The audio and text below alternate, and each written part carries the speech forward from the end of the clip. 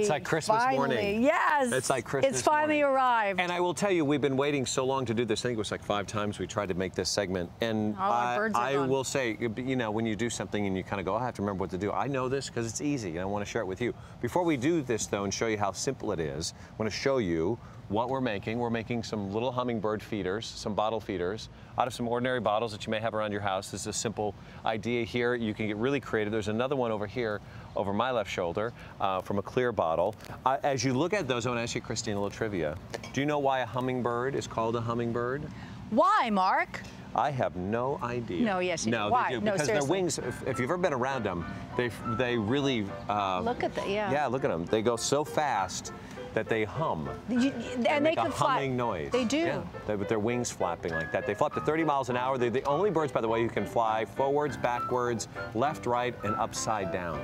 Isn't that amazing? Is that They're true? so talented. Yeah, I love I just love hummingbirds. I think they're amazing. You saw some of the photos that I took of them. Well, you took some of your photos. Yeah, and they're wonderful to watch. They also have an amazing heart rate, 1,280 beats a minute. Compared to you and I, we're at 2. Well, otherwise we would have high. About 100, human beings are about 132. Okay, let me show you how to do this.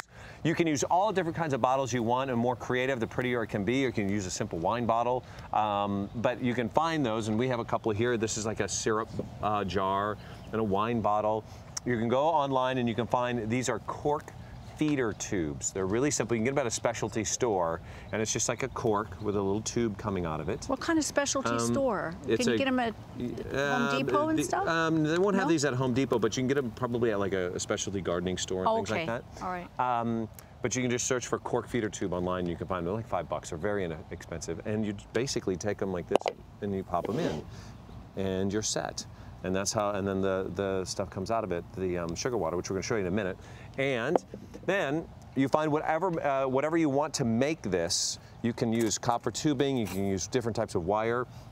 In this case, I started this one just to sort of speed up the process, but you start around and you can literally bend these just right around. I like that effect. I like that look with the copper and the bottle. Now, as you're doing this, I want to tell you, you know, hummingbirds too are very smart, because once you feed them, you make a commitment to these little guys, because hummingbirds come back to the same place to feed. They'll come back to the same flowers over and over again. So if you put one of these up, there's a responsibility that comes with it, and that is to make sure you put in clear sugar water every single day.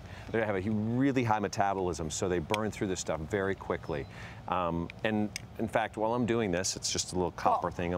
We want to make sure that the feeder is always filled with fresh, clean sugar water. So you can't put any food color in it, no honey, no brown or raw sugar, and no artificial sweeteners, only water and table sugar. And Chef Haley made some for us this morning, so take a look at how we did this. Okay, Chef Haley.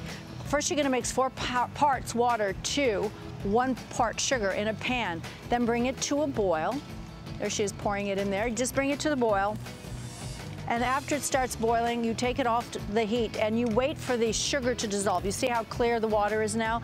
And then you're going to let it cool to room temperature before you end up pouring it into your feeder.